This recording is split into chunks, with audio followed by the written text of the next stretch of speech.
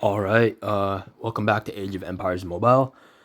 This video is going to be for newer players who are just kind of joining the game, and it's going to be ranking all of the tavern commanders. When you just start this game, there's going to be a lot of commanders in your face right here, and you might not know what you're doing. And I've seen a lot of players to this day who are running around with like 4-star heralds or like 4-star Joan of Arcs, or they're trying to build a lineup around Tokugawa, and they just don't know how damaging that is to their account's development. So what I'm here to do is rank all of the commanders and kind of give you an idea of which ones are worthy of using and which ones are worthy of leveling up. I have been playing Age of Empires Mobile since the beginning of the beta. I have had time to really get involved with all of these commanders. So Guan Yu. Guan Yu is not very good in huge murder balls. He doesn't have any AoE at all. He's slow, but he is good in duels. He does deal. He is really good at dueling. I'll give him that. But you're not gonna be like you're not building a march strictly for duels. Not in the early game. Maybe in the end game you will, but in the early game you kind of wanna think about getting your account ready for KVK. But where does Guan Yu fall? I think Guan Yu is a fine starting point. I think Guan Yu is a fine starting point for warrior calves. I do think he's a fine starting point. Herald. Herald does have a little bit of versatility because he is able to be paired with infantry and calves. He is a support buff commander. Unfortunately, he's not that good of a support commander. He really, really is not. And because he's not that good of a support commander, he's just not that good in general. I would avoid Herald completely. Just don't use him. Harambe. Man, I used Harambe for so long. I kid you not. I used Harambe all the way until I replaced him with Tribuana. Harambe is really good with the route effect. He's going to be doing damage over time. And in that phase, he's also increasing your commander's might damage by a percentage for 6 seconds. So he's actually buffing a lot. Harambe is an infantry commander that I think if you leveled him up, that's fine. Oh, keep in mind, please, I'm not saying go right now and start them up. Do not invest universal legendary tokens in any of these commanders. When I say this commander, Harambe, is fine to level up, I mean you can put some experience books into him, level him up, and you can use some skill points to upgrade his skills, but please do not ever put universal tokens in these commanders. The reason being, it's not necessarily that they're trash commanders. Believe me, 90% of these commanders are. No, more like 95, but the reason why is because you get them for free over time. So Harambe is actually good, and he's going to be your infantry support guy until you get Tribuana. Oda Nobunaga. Oh my goodness, this guy's a bum. Oh man, this guy's a bum. Like, this guy looks so badass, but he's so terrible. Look at his main skill. That's it. It's just a single target damage factor. Don't touch this guy. He's terrible. Every time I've ever seen this guy in the field, he does not do good. I have never seen a single good report from him. On top of that, infantry marshals are in a really weird spot right now. They really don't have a lot of strong pairings outside of Julius Caesar. And if you are building a martial infantry lineup, your primary is going to be Julius Caesar anyways. Definitely not Oda Nobunaga. Trash commander, do not touch him. Toyota. Toyota is okay. The problem with Toyota is that martial infantry genuinely are not good right now. I would avoid him, and I would not touch him. Tokugawa.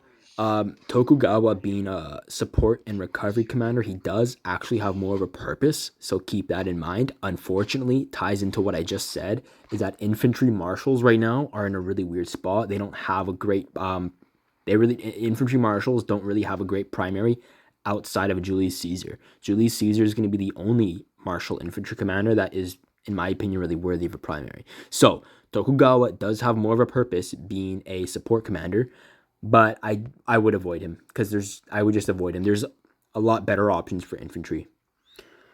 Sejong the Great. I would avoid this guy too, just because I just think there's better options for martial calves. However, he is giving you 100 initial rage when you enter combat, so that is nice. He's not complete trash. If you want to experiment with martial calves, I think he's all right, but I would avoid him. YSG. YSG is also bringing you 100 extra rage, and he's dealing an AoE damage, so I think YSG is better than Sejong the Great, and for that reason, I think if you want to experiment around with that, I think YSG is your starting point. Joan of Arc. Joan of Arc, I used a lot in the very beginning of the game. I used her lots and lots, up until I got Boudica, and then I replaced her with my Boudica. She's a fine starting point for Pikeman, especially if you want a warrior attack counterattack. She's a fine starting point, but she's going to be replaced with Boudica as soon as Boudica comes out. Josephine, I would just avoid Josephine. Don't touch her. Cleopatra, I would also avoid Cleopatra. She's a gathering commander, so hey, gathering is actually important, but I would avoid Cleo. Oh, she is a support commander though, so she does have a bit more of a purpose, her being support, so keep that in mind. Support commanders are actually, on average, more valuable than just damage dealing commanders because they support you. They're supporting commanders. So keep that in mind, but I still would avoid her. I only want you to, yeah, just leave it there. Yi Son-sin. I actually use Yi Son-sin as my primary archer guy, and I'm going to show you why. Yi Son-sin is the best tavern commander, in my opinion. It is crazy how cracked and good he is. Like, it is insane. He's got a 5-target AoE, as well as tankiness for 9 seconds. You're going to be reducing your troops' damage taken for 9 seconds. He's increasing the damage of your signature active skill activated by your hero with the highest strategy. So whatever hero has the highest strategy, he's going to be increasing that active skill after he deals his damage, after he is finished in the charging state. He's got conflagration, burn over time, really good. Increase your activation chance, really good. So let's go back and do a quick summary of an overall ranking. Guan Yu, he's a fine starting point for calves, and he will be replaced, but he's a fine starting point. Harold, I would avoid him.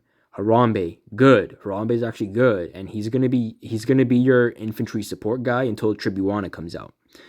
Oda Nobunaga, trash. Don't use him.